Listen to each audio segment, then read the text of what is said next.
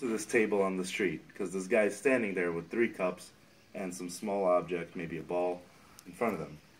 And you ask him what it's all about. Well, he says, Hey, I'm Big Johnny, and I'm gonna move these cups around with this object inside them. you can see that they're empty. I'm gonna move these around, and if you guess which cup it is, I'll give you $5. But if you don't, you give me $5. So I start moving around the cups, and you're trying to follow them, right? And you might be doing a good job. You might be following it perfectly.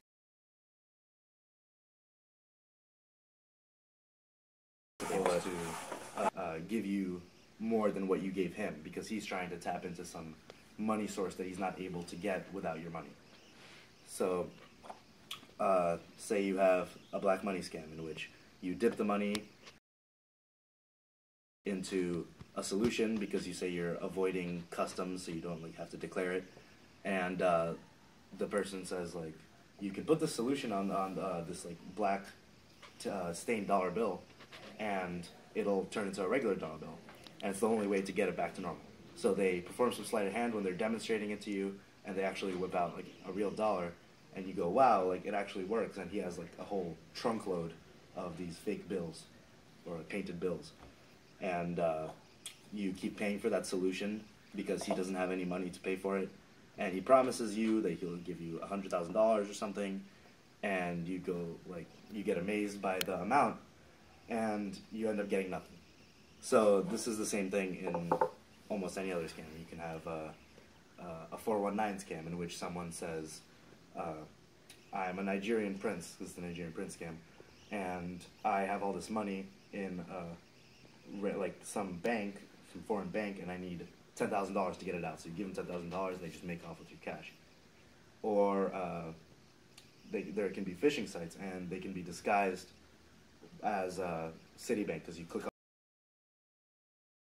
on the link, it says Citibank, it's some email that they sent you, and the C in Citibank is actually in the Cyrillic alphabet instead of the Arabic alphabet or English alphabet. And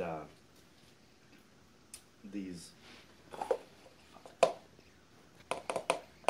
You know what you should do?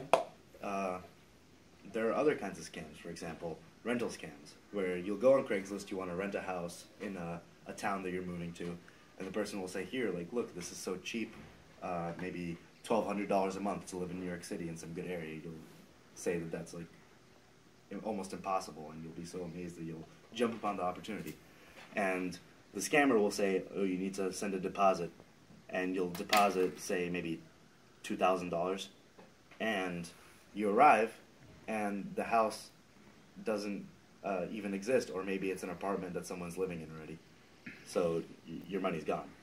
And this even happened to me, where I was, well, not with the rental scam, but with a CSGO scam, which is Counter-Strike Global Offensive, an FPS that is played by millions of players. And there are a lot of gambling sites because you have your weapons can have designs on them which are worth anywhere between a few cents to a few $1,000s. And this guy said he's the owner of this gambling site, right? And on the gambling site, it seems really legitimate. You have all these people putting in bets, and someone wins a jackpot at the end. It's like a raffle. And he said, if I put in $20, he can select me to win the whole jackpot. And he showed it to me. I was looking, and he was selecting the person I chose from all the people that were shown as depositing money. And every time, no matter what the percentage was, the one I chose came up. So after I send my money to the website, I realized that it wasn't coming up in the list. And I realized that he also unfriended me on Steam, which is the platform that the game runs on, and he just made off with my $20. And I also realized that that whole website was just built to look like a gambling website, but it wasn't actually real. So this just goes to show how easy it is to get caught, and luckily I only lost $20, but 4 million people get scammed every year, and plenty of those are by email, and through websites with fake addresses or whatever. By phone, they can call you saying that they're a Microsoft representative and you have a problem with your computer, and it usually gets like old people and stuff. So just be careful and don't think you're immune.